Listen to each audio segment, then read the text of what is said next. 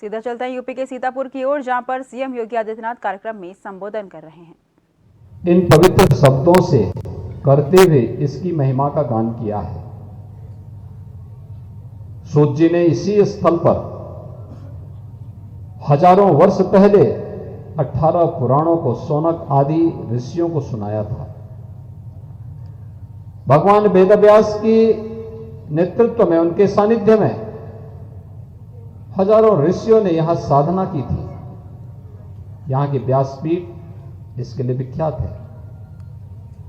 88,000 ऋषियों ने इसी स्थल पर, इसी क्षेत्र में साधना करके भारत की ज्ञान विज्ञान की पूरी धरोहर को वैदिक ज्ञान के रूप में लिपिबद्ध करके हम सबको उपलब्ध करवाया था। एक विरासत के रूप में हम सबको दिया था।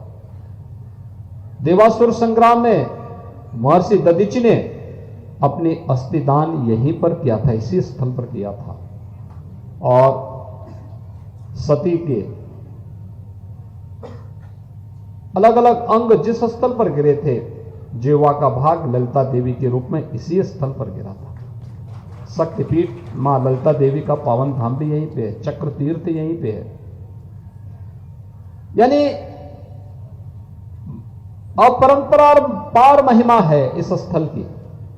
आज इस कड़ी को जोड़ते हुए एक बहुत दिव्य संत पूज्य स्वामी षणमुखानंदपुरी जी महाराज ने यहां पे राज राजेश्वरी मंदिर और आश्रम की स्थापना करके इस कड़ी को एक नई ऊंचाइयां प्रदान करने का कार्य किया है। मैं इसके लिए उनका हृदय से अभिनंदन करता हूं, स्वागत करता हूं। धार्मिक आयोजन हम सबको सन्मार्ग पर चलने की प्रेरणा प्रदान करते हैं। हमारा शास्त्र तो यह कहता है कि धर्मेण हीना पशु भी समाना, यानी धर्म से हीन जो व्यक्ति है उसमें और पशु में कोई अंतर नहीं है। धर्म केवल उपासना विधि नहीं है। धर्म जो हमको अच्छे मार्ग पर चलने की प्रेरणा देता है। धर्म वह एक शाश्वत व्यवस्था है, जिस शाश्वत व्यवस्था के माध्यम से हम लोग अनुशासन का पाठ पढ़ते हैं, सदाचार का पाठ पढ़ते हैं, कर्तव्य का पाठ पढ़ते हैं। इनसे जुड़े हुए जो नैतिक मूल्य हैं, कर्तव्य से, सदाचार से जुड़े हुए जो मूल्य हैं, इनका जो समन्वय है वही वास्तव में धर्म है, जो हमेशा शाश्वत रहता है।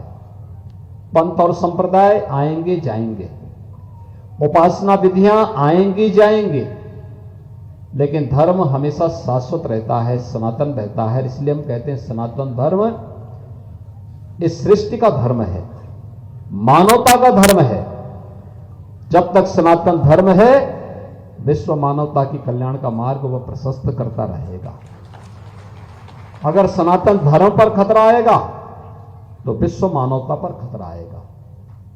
इसलिए विश्व मानवता को बचाना है तो सनातन धर्म को बचाना होगा। और सनातन धर्म का मूल यज्ञ है, ये ऋषि मुनियों की साधना है, जो साधना कई वर्षों तक पवित्र नर्मदा नदी के तट पर साधनारत रह करके पूज्य स्वामी षणमुखानंदपुरी जी महाराज ने साधना की, उस साधना का प्रसाद सिद्धि के रूप में आज राज राजेश्वरी आश्रम और मंदिर के रूप में हम सबके सामने यहां पर इस रूप में देखने को मिल रहा है। यानी एक नई कड़ी और एक नई मणि इस नेमिस क्षेत्र में जोड़ने जा रहा है राज राजेश्वरी मंदिर और आश्रम के रूप में। ये देश की व्यवस्था को, समाज की व्यवस्था को, लोक की व्यवस्था को ऊर्ध्वगामी करने के लिए, लोकाचार की ओर ले जाने के लिए, लोक कल्याण के पथ पर उन्मुख करने के लिए जिस देवी का हम अनुष्ठान करते हैं वह ब्राह्मा जगदम्बा राज राजेश्वरी है, जो सबको नियंत्रित करके सन्मार्ग पर ले चलने की प्रेरणा प्रदान करती है। और उनकी स्थापना का कार्य इस नेमिस क्षेत्र में हुआ है। आप सब जानते हैं नेमिष तीर्थ के महात्म को ध्यान में रख करके ही सरकार ने अनेक कदम उठाए हैं।